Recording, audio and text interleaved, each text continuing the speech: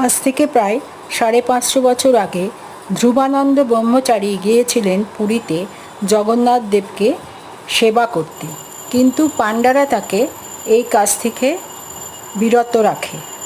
অপমানিত ধ্রুবানন্দ সমুদ্রের তীরে অনশনে থাকেন।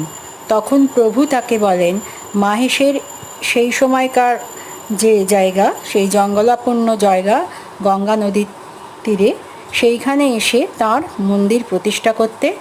এবং তিনি সেখানে আসেন। প্রভুর নির্দেশ অনুযায়ী গঙ্গার জলে ভেসে আসা নিমকাঠ দিয়েই তৈরি হয় প্রভুর দারুমূর্তি, যা বাংলার জগন্নাথ দেবের বিগ্রহের সুপ্রাচীন মূর্তি। এই মূর্তির কোনো নবকলেবর হয় না। মাহেশের আজ থেকে প্রায় 600 বছর আগের কথা।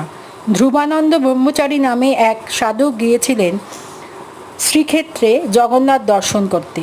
তার খুব ইচ্ছা হয় তিনি নিজে হাতে প্রভুকে অন্নভোগ নিবেদন করেন, কিন্তু পাণ্ডাদের বিরোধিতায় সে কাজটি তার করা হয়ে ওঠে না। তখন তিনি সমুদ্রের তীরে এসে অনশন শুরু করেন। জগন্নাথ